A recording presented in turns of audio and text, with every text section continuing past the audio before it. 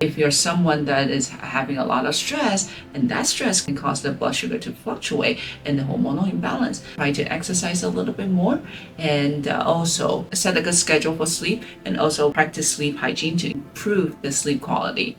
That will also help.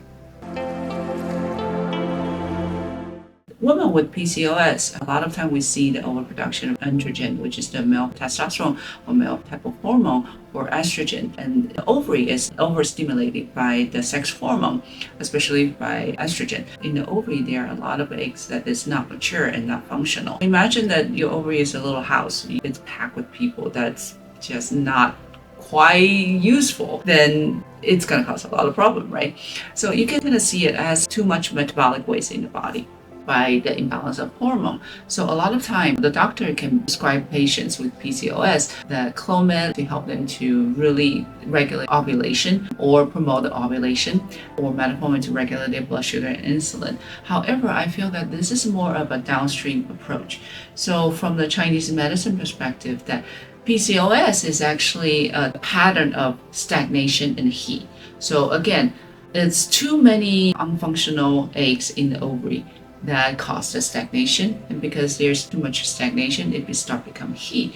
So a lot of time when we have stagnation of heat, we still need to go up to beyond the hormone, beyond our kidney or liver. We need to go into the spleen and stomach function, which is, we can translate it into Western medicine or functional medicine as gut health.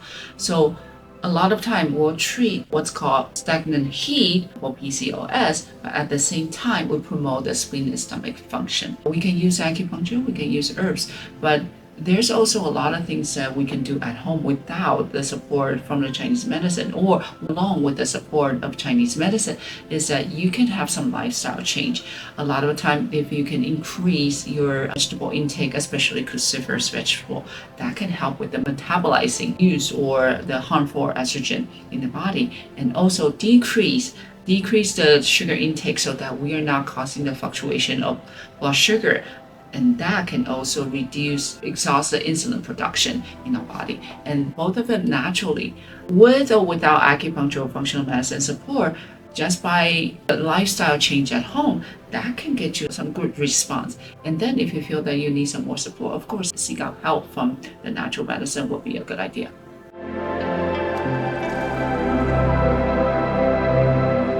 For instance, Clomid, again, it's helping your body to ovulate, but a lot of time the medication can really cause some side effects such as blood clots, hypertrophy of ovary, and that can be an issue. Sometimes we can see patients with water retention or weight gain from Clomid as well.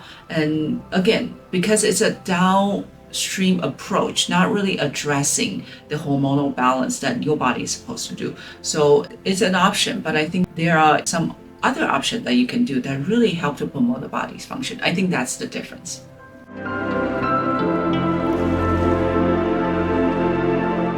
So for me, I always like to more moderate approach instead of going extreme. However, if we have more options or more tool in our toolbox, then it's going to be more helpful. So I would say if you're someone that just cannot stop eating sugar, of course we need to look at our gut health first, because whatever we like to eat is actually, it was driven by our gut microbiome. Maybe there's some gut dysbiosis that drive you to eat more sugar. And or if the menstruation hasn't been very regular, then we need to look at that.